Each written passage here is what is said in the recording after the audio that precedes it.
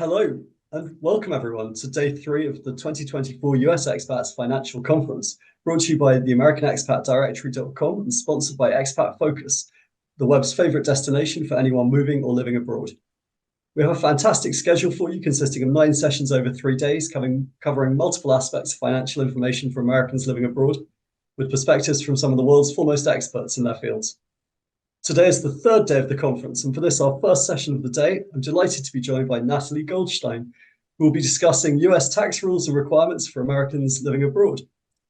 Before we start, though, please bear in mind that the information presented is for general educational purposes only and you should always seek your own personalized financial advice. Note also that while the conference is free to attend, if you'd like to leave a tip towards organizational costs, you can do so using a card at the PayPal link I'll drop into the chat window at the foot of the screen. Natalie will be answering your questions at the end, so please add them in the Q&A pop-up at the foot of the screen throughout. Whenever you think of them, we'll try to get through as many as we can, time permitting. So without further ado, over to you, Natalie. Perfect. So let me share my screen, and Hugo, you just let me know when you see it and it's all good, and then I'll start. Yeah, all good. Perfect. So welcome to the session about filing taxes in 2024 for your 2023 taxes. I hope the information I give you will be, clear, concise, easy to understand, and also a little bit entertaining, right? Because taxes is generally a boring topic, so hopefully it won't be too boring for the next hour. Of course, there's going to be a lot of questions. I probably won't be able to answer them all. I will go into rapid answering mode at the end, but I usually don't get all of them. So if you are interested, we do have a Facebook group, right? A lot of expats are in there. You can ask all the questions you want. You can message us there, and a lot of the questions then get actually directed to me at the end. And, I let my team know how to answer them. So again, if you don't get your questions answered by the end, make sure to join our Facebook group, My Expat Taxes Facebook group, and you will be able to get all your US tax questions answered there. So without further ado, we already covered this if you joined right from the beginning. I am from San Jose, California, now living in Vienna, Austria. I don't really like the code, but it is what it is. My background is in finance and information technology, and I am just like you. I moved abroad in 2015. I found out I had to file US taxes from abroad. I was working for a large international IT company at the time. They told me they can't help me. I'm on my own. We don't want to get involved. And I basically had to start my journey there. I looked at the different providers that were in the market. I did not like them because they were charging, a lot for what I was earning at that time. And so I decided there should be a tax software for expats, because obviously there's affordable tax softwares if you live in the US. However, using them as an expat can result in pulling out a lot of your hair because of the frustration. And that is how we came to create My Expat Taxes, the now leading tax software for US expats.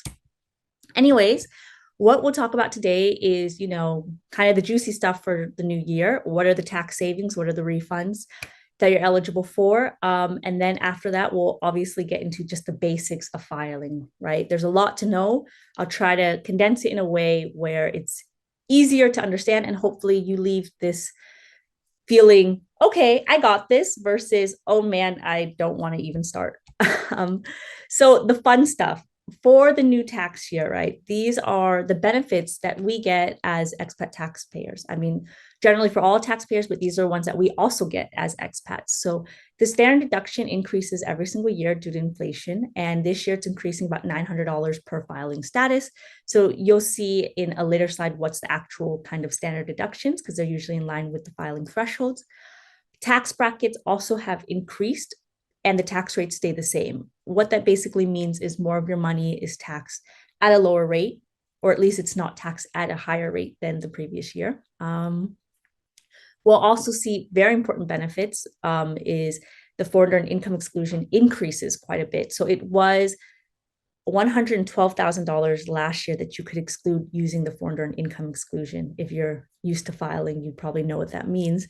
This year, it's up to $120,000 US dollars. So it's quite an increase. And of course, if you're using housing deductions on top, you can exclude even more income from US taxation. And another really cool increase, which I did not see coming, is the refundable child tax credits also increases another $1,000. So if you've been used to getting these refunds for child tax credits, if you don't know what I'm talking about, we'll get into it. But if you're used to getting them, expect even a little bit more this year, right? So it's jumped from 1,400 in 2021 to 1,500 last year, and now it's jumping again to 1,600. Couple other things to just note, right? Not necessarily refund increases. However, if you are contributing to your IRA from abroad, and I know there's a good session later today about, investing as a US expat, but if you are contributing, just know that the max contribution is up to 6,500, and it can be even more if you're over the age of 50. There's also a couple new exceptions to pulling out any retirement income. If you do it early, there's, additional exceptions to the 10% tax. So that is something to just note that you might be able to take advantage of. There's a new clean vehicle credit. I know that's kind of circling a lot in the normal US kind of tax circuit, but just know that this is normally for people living in the US. So if you heard about this, if you say, oh, I can claim, my electric car, and not necessarily, because again, in the instructions, it's primarily for those are using cars in the US. They really do specify it. One other very important thing is if you have not been filing, if you're coming here totally fresh, you're saying, I haven't been filing, I don't know what to do, I need to get caught up. Just know that this is the time to get caught up, because if you haven't been filing, if you didn't get your stimulus payments from, way back when 2020's return, 2021's tax returns, this is the final year to claim all 3 stimulus payments. And I'll talk about that shortly in our streamlining slide. And again, in the US kind of tax circuit, maybe you've all heard about this IRS Direct Free File program, which is giving obviously TurboTax and H&R Block a run for their money. That is not yet supportive to expats. So we're seeing if they'll support international income. At the moment, it's only for a few US states, and international income is not yet supported. So, let's see how that continues. However, of course, expats tend to be kind of the last to get these benefits. So that was everything that is for 2024 in a nutshell. Let's get to the more important things that we need to know about filing US expat taxes. So I think the biggest question we always get is, why do we even have to file from being abroad? Who needs to file a tax return? When do I have to file a tax return? Is it based on age? What causes me to have to file a US tax return? So I will start with saying, if you are a US citizen, you have to file taxes. That's really pretty much what it comes down to. You'll see that screenshot on the slide where it's in your US passport in the back. There's a section saying, no matter where you go with this passport, think about your US taxes. Another thing that might get people is it's also for US green card holders. So if you're a US green card holder, you're also seen as a US tax resident, even if you're not residing in the US. And on top of that, if you're a US green card holder and you left the US, you let your green card lapse, you thought you gave it up. If you did not give it up formally via Form I-407, you are technically still required to file US taxes. So again, if you are a US green card holder, or you thought you gave it up, but you didn't do it formally, you're still on the hook for US taxes. Now, which of us, US citizens and US green card holders, actually have to file taxes? It all comes down to your worldwide income, right? Is your worldwide income over the filing threshold? And you'll see the filing thresholds there on the screen. I won't, repeat them all. A couple of things to note there is the filing threshold is usually the same as the standard deduction, except for married filing separately. You'll see that it's very low for married filing separately, and it's been this way since 2018. But if you are married filing separately, your filing threshold is only $5. So if you make over $5, and again, that's including worldwide income. So that includes, foreign bank interest. And we all know interest rates got really high. So if you make over $5 in your bank interest from the UK and you're married filing separately, you have to file a US tax return. That's what it comes down to. So another thing to note is if you're self-employed, then if you make over $400 of net self-employment profit, even if that's not your main job, if you're just doing this on the side, if you have over $400 of net self-employment profit, you have to file a tax return because you might be subject to US self-employment tax, which is a Social Security tax. So those are things to be cautious of.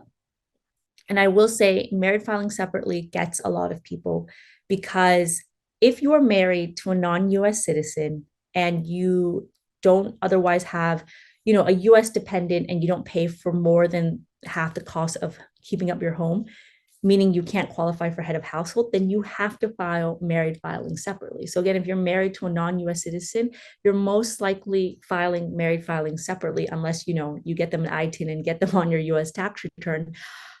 So just be aware of that $5 threshold. And as I said, it's about worldwide income. So it's not about US income, it's about all your income from all sources. So US retirement income plus foreign retirement income plus foreign salaried income, self-employment income, interest, rental. You get the point. If you're renting out a property in Germany and you're getting rental income, you got to report that as well. That's also subject to US tax if you're a US citizen or a US green card holder. So again, keep that in mind, that it's about your worldwide income, gross income. So, before deductions, before taxes, your gross income. And if you're over the filing threshold, you have to file. So again, it's not really dependent about age. It's dependent on how much money you earn. And of course, if you're 65 or over, the filing thresholds will be slightly increased for you. I don't have that here on the slide, but just know that if you're 65 or over, that your filing threshold is slightly higher, except for married filing separately. And if you have children, if you're wondering, when do my US children have to file a US tax return? Again, it's not necessarily on age. It's about how much money do they make. But if you do have US children and they have a lot of unearned income, so that is most likely to be investment income. Say you opened up brokerage accounts for them or some other type of investment vehicle, and they're earning a lot in interest. So, over $1,000 in interest dividends or other types of unearned income, you may have to watch out a little bit closer that they have to file their own tax return, or they have to at least include their unearned income on your tax return. But moral of the story is basically it comes down to how much income you earn and if you pass the filing threshold or not. It's not about age, right? It's about how much worldwide income you have. So if I said that and now you're freaking out and you're saying, I have not been filing taxes, the IRS is going to get me. I think I saw a message this morning that says this person literally has nightmares of the IRS knocking on their door. Please don't. I haven't heard of the IRS traveling necessarily overseas to a normal person's house in Germany and knocking on the door like, hey, you haven't been filing. But of course, if this is something that's eating at you, you should be tax compliant because it is your legal obligation. As I said, it's the law, it's in your passport, but there are ways to catch up. So if you're not filing, you can always go through the streamlined filing procedure. That is an amnesty program. Obviously, I just try to condense this because this is a basics webinar. But if you haven't been filing, the main thing to take away is that you don't have to worry about 10 years of back filings. If you moved abroad 10 years ago, 30 years ago, and you haven't filed since then, if you just forgot, life got in the way, that's okay. You only need to do 3 back years of taxes. So that's 2020 to 2022, 6 back years of FBARs. And we'll talk about what FBARs really are later on, but that's, basically this foreign financial and financial bank and financial account report. You only have to do it back to 2017. And then obviously your current year tax return and FBAR. And then you will be seen as tax compliant. And the best thing about that is if you do it now, if you file your streamlined procedure before June 15, 2024, you are eligible to claim all 3 stimulus payments. And that is up to $3,200 of refunds, plus any other unclaimed refunds you might have had from child tax credits or, maybe just federal tax withholdings in case you still have, accounts back in the US. So again, very important that if you have not been streamlining or have not been filing, to look at streamlining and to look at it sooner than later, because there are a lot of refunds that are still on the table. So like I said, these are the refunds. I don't go through into it too much, but if this is something interesting for you, take a look at this slide again, take a screenshot of it. But if you haven't gotten your stimulus payments, you can still get them up to June 15, 2024. It's pretty risky to wait until exactly that date because you have to paper mail streamline returns. So I do recommend a bit earlier. But the general, story is there's a 3-year payment refund window that the IRS will honor. and we're about to hit it at June 15, 2024. So if you file your 2020 return before then, you may be eligible for the first and second round of refunds, which you see on the screen, was $1,200 per taxpayer plus any extra for dependents, $600 per taxpayer plus anything for dependents. And the third round would have been on your 2021 return. So there is still time to claim that refund. However, normally people would just go through streamlining and get all the refunds at once. So what are the deadlines if you are generally, caught up with your filings and you're not back filing or anything, you're just caught up? Well, the deadlines for this year is, of course, April 15th. I think this is one of the first years we actually have an actual April 15th deadline. It's generally April 15th, or, if that day falls on a holiday or a weekend, the following workday, so to say. But April 15th is the general deadline for people living in the US to file their taxes and to pay. It's also the deadline for people that are not living in the US to pay, not to file, but to pay. So yes, that's very confusing, I think, for most people, because what it comes down to is if you're an expat or you're abroad on, April 15th, you get a 2-month automatic extension to file your taxes. And this year that falls onto June 17th. So if you're an expat, if you're living abroad, you don't have to file your taxes until June 17th. But if you owe taxes, you better have paid by April 15th if you don't want interest in any penalties. I know the automatic extension is only to file and not to pay, but how do you know if you have to pay if you don't file? So again, what I normally tell folks is if you moved abroad in 2023, if you have a lot of US source income, if you just know that you end up paying US taxes every single year because maybe you have some type of foreign income that's not taxable where you live, or you pay very low income tax in your foreign country, please file by April 15th, or at least start your return, model your return, so you know how much you might have to pay so you can make a proper extension payment by April 15th. If you're living abroad for a long time now, or at least for over a year, you know you're not going to pay any US taxes. You only have foreign salary. It's not over 100K, or you live in a country with really high income tax rates like Austria. You can wait until June 17th, right? If you generally think you're not going to owe any taxes. So that's no problem. And of course, you can always extend to file. Again, you can't extend to pay. Payment's always April 15th, but you can always extend to file even further. So if you want to extend by June 17th, you can basically e-file the form 4868. We allow you to do that for free in My Expat Taxes. We make it very simple to do that. Or you can obviously print out form 4868 yourself, fill it out, and send it to the IRS via paper mail. I don't know if it's going to arrive before October, but you could also do that. Another little hack that you could do is you can actually go on irs.gov/payments, and you can make a $1 extension payment before June 17, 2024, assuming that you're an expat, right? That will also give you the extension into October. So those are the 3 ways you can file online with My Expat Taxes or another tax filing program, or with a firm that you're using. You can paper mail this form, or you can pay $1 as an extension payment for that tax year before your filing deadline, of course. I don't cover on this slide, but if you can't make it to October, so say you have, a foreign company, you have to wait for your foreign financial statements, you can actually extend further to December 15th, but that is a lot more involved because you have to actually write a letter to the IRS. They may or may not approve it. So I try to say stick to the October deadline. And there is one more deadline in between that people are not always aware of.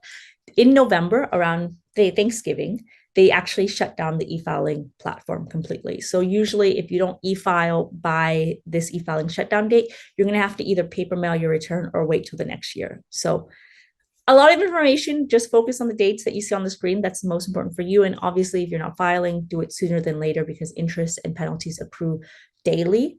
That is another benefit of the streamlined procedure I talked about, is that at least if you go through that amnesty program, if you did owe taxes, you will get late payment and filing fees removed. Interest won't be removed, but you'll get those late penalties removed. So what is in your US tax return? If you're filing US taxes for a while, or you haven't done it right before, either way, you're probably going to be shocked at what you see in a US tax return, because it's it's heavy. There's a lot of stuff going on. There's a lot of different forms. It can easily go to 50 plus pages with all, the background calculations and worksheets. But what you need to focus on are these forms. These are the basic forms as an expat, whether you do it yourself, like really do it yourself with, paper and pen, or if you do it yourself with a tax software, or you go with a firm just so you understand your own tax return. There's form 1040. This is your overview form, your income, your deductions, right?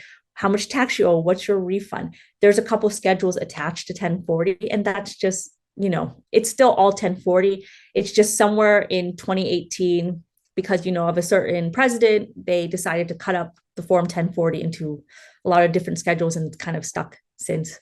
Another form which is important is if you do have children under the age of 17 with valid social security numbers, you should see if this schedule 8812 is in your tax return. That's for the child tax credit.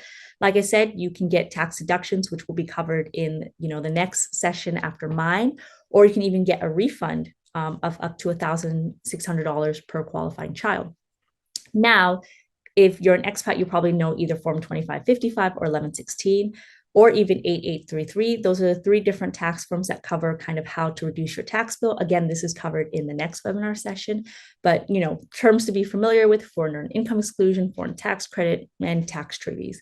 And of course, something that is also attached to your US tax return, but somewhat separate, is your FBAR and possibly a FATCA form, which we'll get into.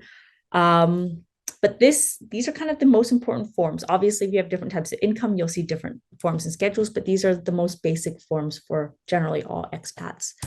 Like I said, again, there's going to be a more in-depth talk about these different expat tax benefits, but quick overview is, or let's just put it this way, most expats will say, why am I being double taxed? How do I prevent being double taxed? You are actually rarely ever double taxed. There's so many tax benefits that the US does allow that it's very rare to be double taxed. It can happen, but it's very rare, because basically what you can do is you can use the foreign earned income exclusion to exclude over 100K of foreign earned income. Keep in mind, this is for income that is earned, that is foreign source. So basically you had to have worked abroad, and it has to be earned income. So like salary, self-employment, it doesn't count for things like retirement income, passive rental income, interest income. And again, if you work in the US, even if it's for your foreign company, your foreign employer, that's considered US source income.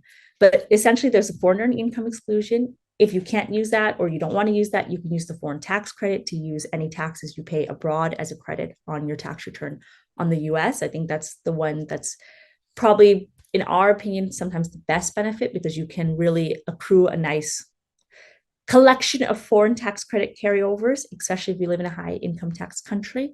And of course, there's tax free benefits for income that, like I said, is not earned income. So retirement income, it's not earned income, so you can't use the foreign earned income exclusion, but you don't pay any tax on it because, say, it's government retirement income and there is no tax on your social security benefits, in Germany or whatever. What do you do? Well, you probably can use a tax free benefit then to exempt it from US taxation, or at least have only one country tax that income. So I don't go through everything on the slide because there's a more in-depth talk. However, the main answer is no, you are rarely double taxed. It can happen in the situation if you have a foreign company and you have guilty taxation, or it may happen in the form of net investment income tax, things like that. But generally, for most expats, you are not double taxed. You will be taxed on income if you're not taxed abroad, though. But don't get me wrong, that you may definitely get taxed there, but you're not double taxed. Again, this is also more into the next webinar session, but just so you understand, what are the child tax credit refunds? Why do I keep talking about them?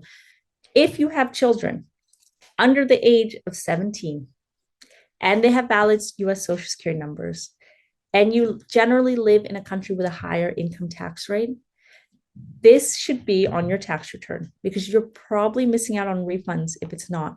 But you can get up to $1,400, for your dependent between 2018 to 2020. And like I said, it's just been increasing since then. So if if what I said applies to you, you're an expat living, AKA in Germany, you have children, they're under 17, they have US Social Security numbers, you're claiming them every single year on your tax return, you have, salary that you pay income taxes for, so you can use the foreign tax credit, you should be getting probably a refund on your tax return. And if you're not getting a refund on your tax return, it's really important to figure out why not, right? And you can actually amend prior tax returns to basically change your approach, right? So if you're using the foreign earned income exclusion, that might be a reason why you don't get a refund. So you can definitely still change prior tax returns to get refunds. But again, this goes into optimizing your tax return and things like that. But something for you to just keep in mind of as you do your returns, either yourself, with a tax software, with a firm, just know that it's not about just filing US taxes to get the paperwork done. There's actually a lot of optimization you can do. You can actually still get a refund if you're an expat. There's ways to get the stimulus refunds, the child tax credit refunds if you're eligible for them. There's a lot of optimization that you can do. And if you start thinking about making US investments like IRA contributions or things like that, there's even more that you can play around with. So again, it's not just about filing a US tax return to file it. You can use it to your financial advantage. So something to keep in mind. It's not all bad, is what I'm saying.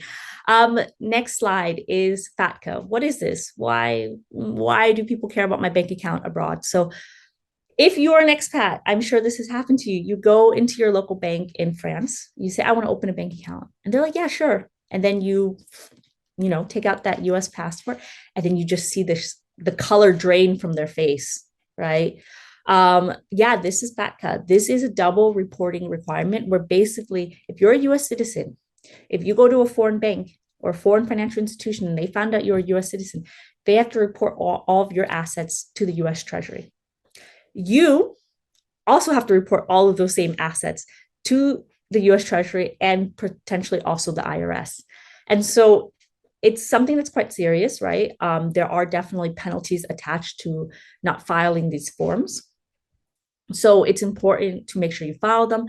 Just basically for you to realize is it can be a bit confusing. If you have over $10,000 of combined max balances, then you have to file the FBAR, Form 1114, right? This FBAR is filed to the US Treasury. It is not filed to the IRS. It is separate from your tax return, right? It's filed to a different department and it's e-filed.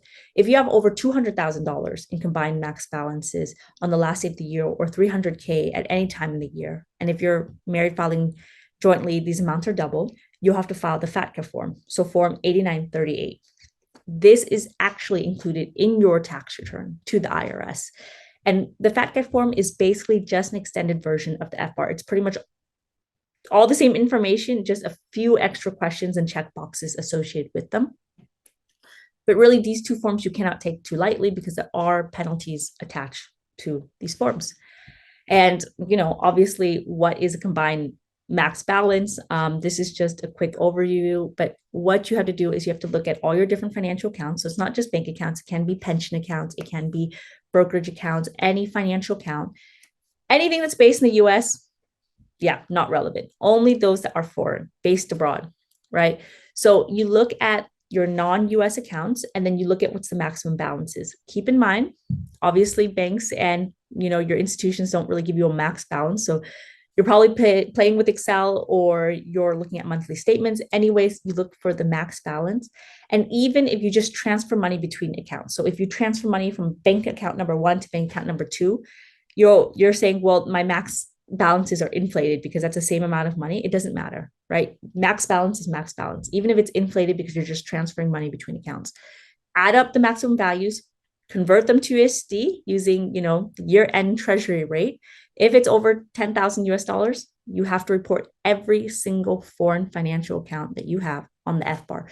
Even if those individual accounts are not over $10,000, once you exceed the $10,000 filing threshold, every single foreign financial account must be reported, even if there's nothing in them. Remember that. A lot of information.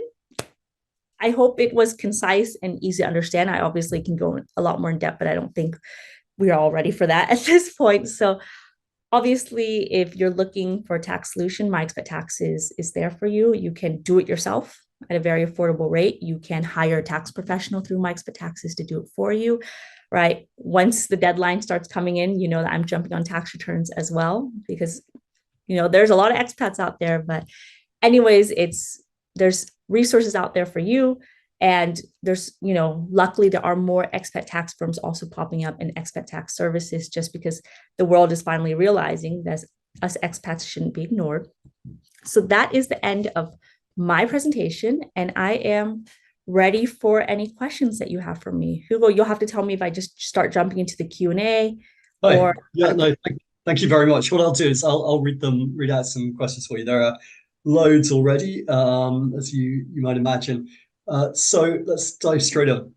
Some of them are really long and personal, and for those you may have to contact Natalie directly afterwards. And there are a few comments about what we were talking about before and catching some winter sun. So, why is the threshold different for married filing separately? Let's start there. Um, I really don't have a better answer for you, except for it changed when we got a new president in 2018. They just changed the tax law, and then it just changed that married filing separately was a $5 filing threshold, and they never reverted it. It stayed that way since 2018, and I don't see them reverting it. But married filing separately, you have the same standard deduction as single. It's just the filing threshold is a lot lower. And that's because I guess the IRS thinks that if you're married, you should be married filing jointly. And if you're married filing separately, they think you have something to hide. I honestly think that's the reason. They just don't think that, okay, a lot of expats are, moved abroad for love and we're married to a non-US citizen that does not want to be on our US tax return. Cool. Okay. Is the child tax credit limited to 18 years old children, or does it still apply for children at any age if, for example, permanently disabled?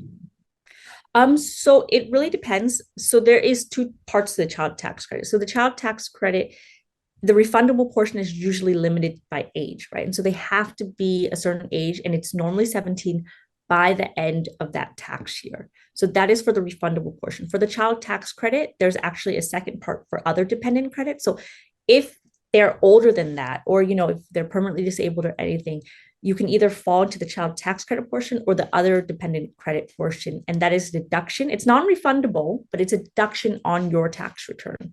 But for the refundable portion, there is an age limit. Okay.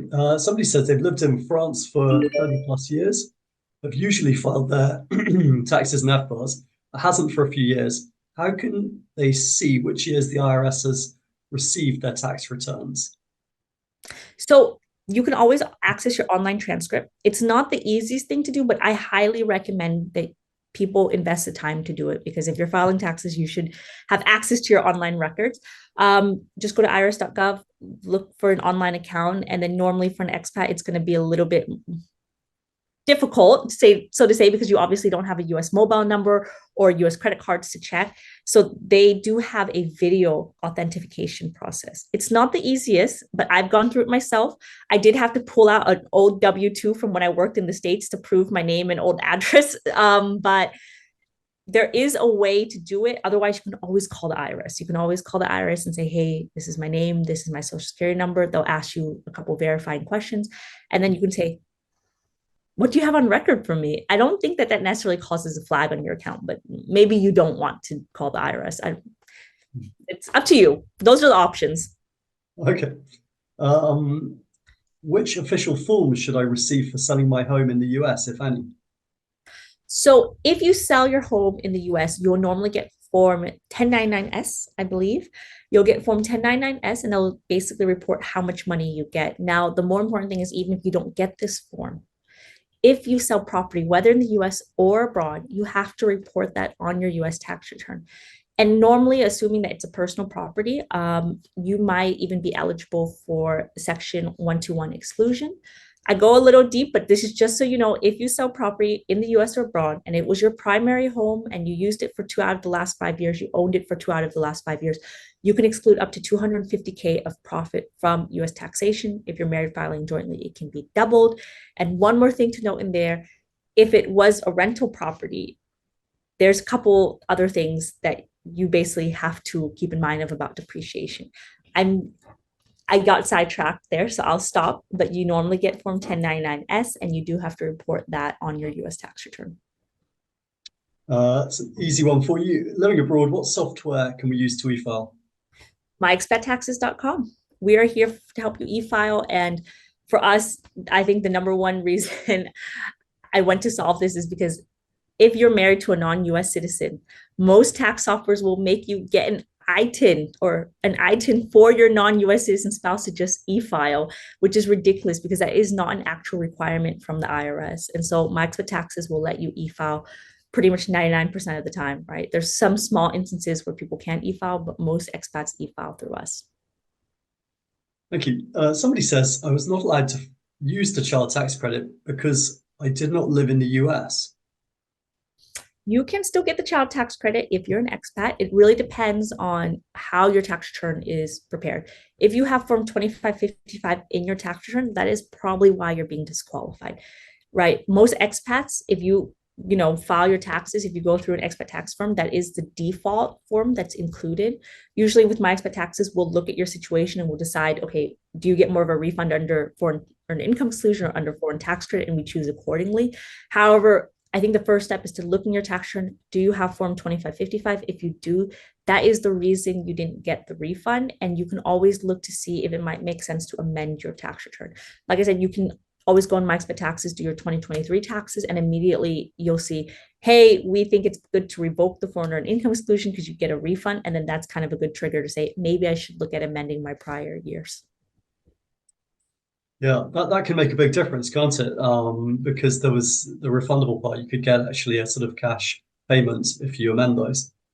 Yeah, you can get a good refund. I've seen people streamlining with kids and with the stimulus payments, with the child tax refunds, like they're getting like over $10,000 in refunds. I mean, it's a great surprise to someone that's been so terrified to file taxes, right? Mm. So that's about the child tax credit. If you haven't been able to file it, maybe worth amending your returns with an expat specialist who understands kind of why and how you can get that because you are eligible. Here's a good one. If I have self-employment income below the foreign earned income exclusion threshold, would I still have to pay social security taxes? So there is a different threshold for social security taxes. If the foreign earned income exclusion, that's for federal income tax purposes. But for self-employment tax, which is the social security tax, the threshold is $400. If you have over $400, you may be subject to 15.3% of self-employment tax. Now, if you live in a country with a totalization treaty with the US, so Germany or the UK, a lot of countries in the EU will have it.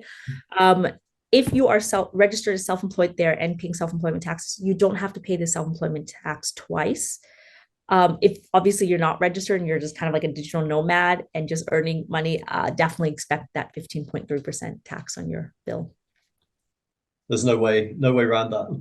No. So yes, if somebody says with FBAR reporting, do I have to report credit card accounts such as Visa, MasterCard, or Revolut?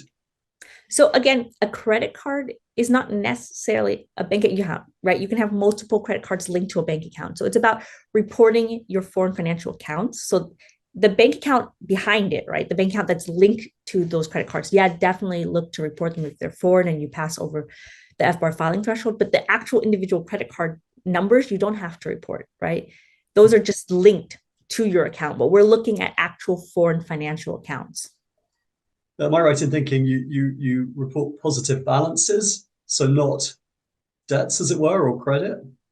Yeah, I mean, normally, so again, the credit card is separate, right? So, but it's linked to your bank account. So you would report what's the maximum balance. Obviously, if you have a negative amount in your bank account, you report a zero. You can't really report a negative amount on the FBAR, right? I would just report it as a zero at that point. So positive account balances, not card balances. Yeah. Okay. Somebody says, if one hasn't filed FBAR in FATCA, how does one come clean? Streamlining is your best friend here because again, there are late filing fees attached to the FBAR and FATCA forms, and they're pretty hefty. Not that I've seen them enforced necessarily, but they are there. Legally, the IRS has the right to enforce them. Streamlining allows you to file 3 years of federal tax returns, 3 back years, 6 years of FBARs, and then you're seen as tax compliant. You don't have to file anymore, even if you haven't filed for 10 plus years. So just to make a point, there are loads of questions. If we don't get through them all, I'm trying to pick out ones that are perhaps apply to, more general ones rather than sort of more personal ones. I think personal ones you do need to consult Natalie or an expat tax specialist. So it's a good one for FAT compliance. Does investment real estate held outside the US count towards the thresholds, I guess, of FBAR and FATCA reporting? So just a property itself normally doesn't count towards, but again, if there is, some account linked to it. So if you have like a brokerage account or you have some type of foreign financial account that is linked to this property, it's kind of hard to explain that, but basically, again, like if you make an investment, if you buy a property, the property itself, it's not a foreign financial account, right? That is a foreign asset, but it's not necessarily a foreign financial account. But if obviously you have a bank account that is, connected to the mortgage, that's something that you could report. If you actually are investing in a fund of different real estate investments, and there's an actual fund and it's held, in a financial institution or managed there, that is an account to report. But the property itself, like the actual building, that is not something to report. Thank you. Somebody else about PFIX, but I think maybe we won't get into that now. There's a talk specifically on investments later on, so let's skip over that. Here's a good one. If I want to amend my previous year's filings in order to claim the child tax credit, how many years can I go back? You can only go back to 2022 up to June 15th. Again, there's a 3-year refund window. The IRS will only honor refunds if they are, received by 3 years of since the due date of the return, including extension. So assuming you did not extend those returns back then, the due date of a 2020 return would have been June 15th, 2021. So June 15th, 2024 is the absolute last date to ask for the refund. But 2020 returns have to be paper mailed. They can't be e-filed at this point. So it's very risky to wait because obviously the IRS can just say, well, you might have sent it on June 15th, but I don't really want to honor the refund because I didn't get it until June 30th, right? So very risky. Okay, so yeah, act soon. Yes. Don't put it off. It's always something with taxes, I think. Yeah, so are there use case options for built up foreign tax credits? I'm not sure. Yeah. I think I know what they're saying. I mean, basically, let's put it this way. So you are in Germany. You're getting a salaried income. You're paying a lot of tax in Germany because you just pay a lot of tax in Germany. And you use the foreign tax credit and you'd only use, say, 70% of your, annual German taxes that you pay on your US tax return. You only need 70% of it. So basically, you always have a carryover. And then you retire. And then you get German pension income that you don't pay that much income tax on. But guess what? You have built over 10 years of a lot of German income tax carryovers that you can use from your salary to your pension income, because salary and pension generally fall in the same bucket for, the purposes of 1116 foreign tax credit. So that is a use case. That's probably the most common use case scenario that there is. It can also be, say that you pay a lot of income tax on rental property abroad, and then you then get, interest or dividend income abroad, and then that falls into the same passive category that you can use the carryovers for. But I think the salary to retirement is probably the best use case. So something to think about, because generally people pay less taxes on their pension income than they did on their salaried income. Thank you. Somebody says, if I have a balance higher than $200,000 for a short time due to the sale of a property, so I guess the proceeds of the sale land in the bank for a short time, maybe then go back to the States, do I have to still file an FBAR if it's only in the account? 1 second. If it's in there 1 second, you had a max balance. It's about max balances. There is no definition of the max balance must have been this max balance for 24 hours or more. It's maximum value of your account. And if your account at one point had that maximum value, you have to report it. Keep in mind, it's not really that bad to report stuff on FBAR or FATCA forms. I mean, the FBAR is pretty low filing threshold, so most people already do it.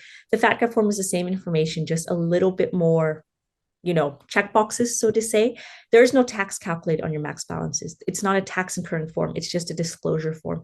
And again, if you do it with myexpattaxes.com, I mean, if you do your FBAR, we automatically just include the FATCA form if you pass the threshold for it. So there's, depending obviously on what service you go through, right? There's no extra costs. Of course, certain tax firms will charge extra for the factor form, but for my expat taxes, if you have to do it, we just do it with your FBAR. So somebody asked, can I get a child tax credit if I'm a US citizen, but my children aren't or don't have SSNs? No. If your children, right, because it's about your children, if your children do not have US Social Security numbers, you're not eligible for the child tax credit refunds or even claiming them as dependents, because you have to be able to claim them as dependents. You can always get them a US Social Security number, right? Obviously, if they're US citizens, you should do it because they still have to file US taxes, not because of the Social Security number, but because of their citizenship. And so if you don't get it for them, you will give them quite the headache later on. We have people, accidental Americans that come in now that say, my parents never got me a social security number. And it's a lot harder to do that when you're an adult versus a kid.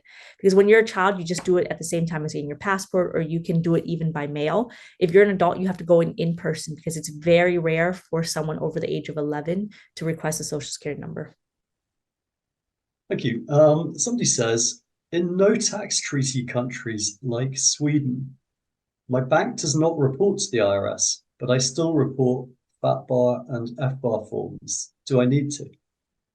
The US pretty much requires every single foreign financial institution. So I have not yet heard of any tax treaty that blocks it, so to say. But you as a US citizen, regardless of what your foreign financial institutions are doing, you as a US citizen, you are required to report on FBAR and FATCA forms as necessary. So this reporting requirement is not, combined with your bank. It's that your foreign financial institution has these requirements themselves, and you as a US citizen and a taxpayer have these requirements yourself.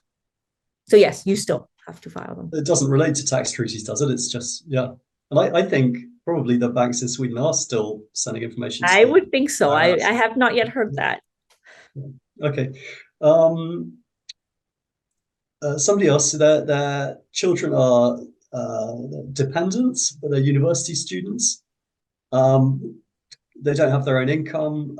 One had 1,300 euros in a scholarship as income. Can you confirm whether they need to file or not? So $1,300 is scholarship income. That it really kind of depends if it's taxable or not taxable scholarship income. So there's a couple of different requirements to figure out if something's taxable or not in terms of scholarship income.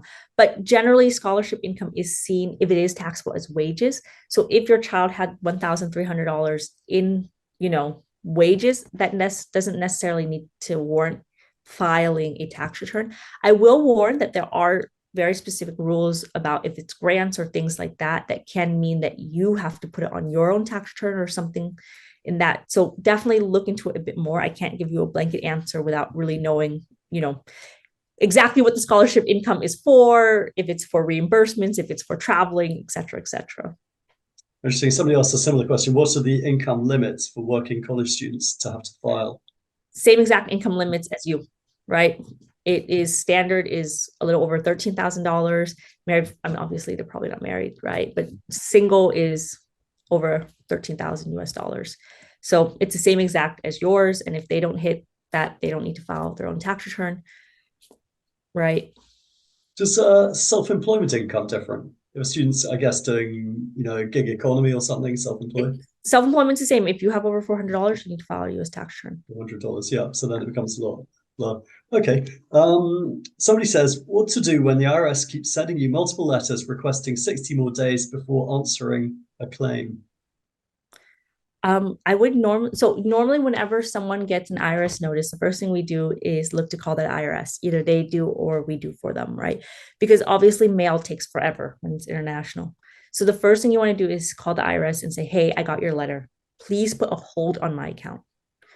Put a hold on my account so I have enough time to respond. And they will normally tell you they'll put a hold for another 3 months or X amount of weeks so that you can have appropriate time. But obviously, the first thing to do is to call the IRS and just figure out what's going on, what are the penalties, how to put a hold, because that really helps to stop the letters, right? And again, the letters they come and there's a delay, so it can be very overwhelming. I do want to go back to the dependents question. Remember, for dependents, if you're claiming them, right, there is an income threshold to which you can claim them. So if you do have children that are in college, if they're earning income, right, there is at a point where you can't claim them anymore because their income is too high. So that's usually a trigger to start looking if they have to file their own tax return. But anyways, let's continue on. Interesting. Somebody asks, how much does my expat taxes cost? And I think they can just go to the website and see that. You can just see it. myexpattaxes.com. Exactly. myexpattaxes.com. I mean, for just standard do-it-yourself filing, it's always 149 euros. Obviously, if you want more, there's increases in price depending on what service level you want. But if you just do it yourself, 149 euros. Somebody says, if I sell my US home, it was once my primary residence for 2 years, and is now a rental while I live abroad.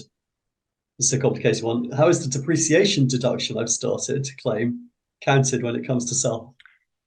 Once you have a home that you've converted to business for rental use, you can definitely expect that you're going to have to report that sale not on form A949, but you're going to be reporting that sale on form 4797. Don't quote me on that, but basically it's for sale of business property. And then what you see on that form is there's going to be the depreciation recapture calculation. So any long story short, is what you have is you obviously have your cost basis of the home, right?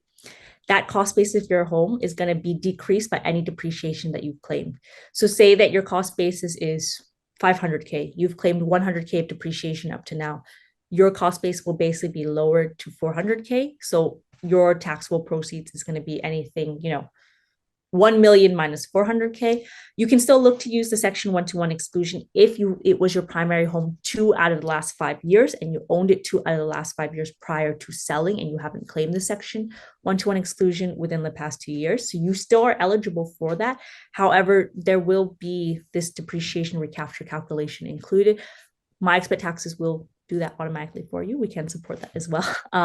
However, it gets a little tricky, but long story short is any depreciation you have claimed will be recaptured because you cannot have claimed that as a tax benefit before and then now, sell your home and basically still have your original cost basis, right? You depreciated your cost basis. There are lots of questions that I think are so specific. Probably would help to consult an expat tax specialist rather than try and deal with them sort of in the limited time we have. Somebody says it's quite interesting. My French accountant doesn't know anything about filing my joint French-US taxes. On the other hand, my US accountant doesn't know anything about my French taxes or international filing. I want to continue using them both because I have for a long time. I imagine this is a common problem because as an expat, you have to file both.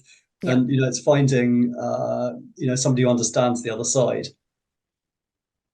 So I guess I'm trying to turn that into a question. What would you recommend to someone in terms of you obviously deal with the US side? Do you kind of recommend local country accountants, or what do you recommend to clients who ask about? Yeah, so normally it depends on obviously which country you're in, but of course, what we usually recommend is you file your foreign taxes first, right? You form your foreign taxes first, and then you provide us with basically your foreign tax return if you're using one of our premium, higher tiers, or you're just claiming your foreign tax credit if you're using, the do-it-yourself tiers. But normally file your local taxes first. I don't think that unless you have a lot of US source income, your local tax accountant doesn't really need to know that much about US tax, right? Just make sure you get your foreign filing done and then use an expat tax firm that does understand about, expat taxes, right? That's the most important. Local tax consultants don't need to know too much about the US because normally that tax filing is first, but the US side, they definitely need to know about, expat taxation and foreign taxation and how to claim credits because that's the most important. If you're in Germany, we do have now an offer to do German and US, right? So, we're looking to see which countries need the most support and we're trying to find ways to give that support because we know it's a common problem, but generally the local one, I think really even using a normal tax software there's normally okay. It's about the US side that you really find an expat focused tax software or firm. So there's not too much time left. Let me try and do some quick fire questions. Is pension income passive or general income? So it's normally general income. Do you have to pay US taxes on foreign retirement account distributions? Foreign retirement account distributions are reportable, of course, on your US tax return. Most people try to say that you can then use a tax treaty benefit to exempt it, because most tax treaties will say your country of residence has the right to tax foreign pensions. However, that is normally not exempt from the savings clause. So long story short, yes, foreign pension distributions are taxable on a US tax return and should be reported as such. And if someone is trying to claim a tax treaty benefit on it, really look at the tax treaty, because the majority of tax treaties will not give an exemption to the savings clause for pension articles. I've got a feeling the UK does for some reason. I think there are some exceptions. There are some, but that's for pension contributions mostly, not distributions. So distributions are normally seen as separate. Contributions, there's about 5 countries that allow you to defer pension contributions from being reportable. So that's one to be careful with. If you're no longer an expat, you have to file back FATCA forms, I guess, from when you were abroad. I mean, if you didn't file them, then you're technically not tax compliant, right? So what people who are no longer an expat, especially if you still have foreign financial accounts, there's actually a domestic program from the streamlining procedure. So there is a domestic kind of program to do that. If you just ended your expat residency, I would still probably try to go for the foreign one, because you have to be, the only requirement in terms of being an expat is that you were abroad for 334 days in one of the last 3 years. So if that qualifies for you, you can still use the foreign offshore procedure, which is easier because there's no tax calculated on your FATCA amounts. But if you use the domestic procedure, there can be tax calculated on your FATCA amounts. Just let's try and squeeze in a couple more. When do you have to file FBAR and FATCA by? So FBAR is April 15th, but there's an automatic extension to October 15th. So technically, you don't have to do anything for the automatic extension. So it's basically October 15th is your deadline. Just keep in mind, it's October 15th. It's not if October 15th falls on a holiday or Sunday, it's the next work day. It's October 15th. It's April 15th plus a 6-month extension to October 15th. And then FATCA Form 4838 is included in your tax return. So whenever your tax return is due, including extensions. Okay, one last one. What foreign countries do you support at My Expat Taxes? All foreign countries. If you are an expat, if you are living in the US and you have to file 1040 NR, if you're living outside the US and you have to file 1040, if you're living out of the US and you have to file 1040 NR, we support you. If you're an expat and you have to deal with US taxes, My Expat Taxes is there for you, right? So do it yourself, hire a tax professional, do a 1-year filing, do the streamlined filing procedure.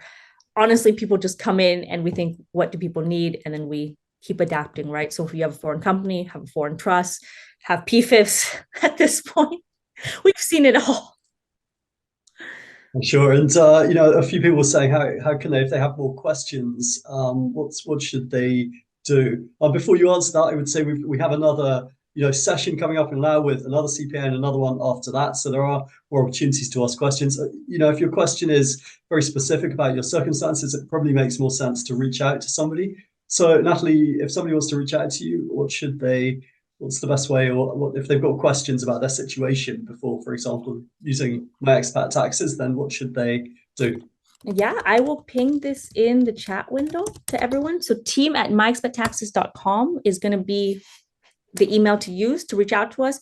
You can go to myexpattaxes.com. There's a little chat, box that opens right up and you'll talk to a human right away. Or if there's not someone available, they'll let you send an email. You can go find us on Facebook at My Expat Taxes, join our group like I promoted in the very beginning, and you can also reach us that way. If you want to find us, you will find us, myexpattaxes.com.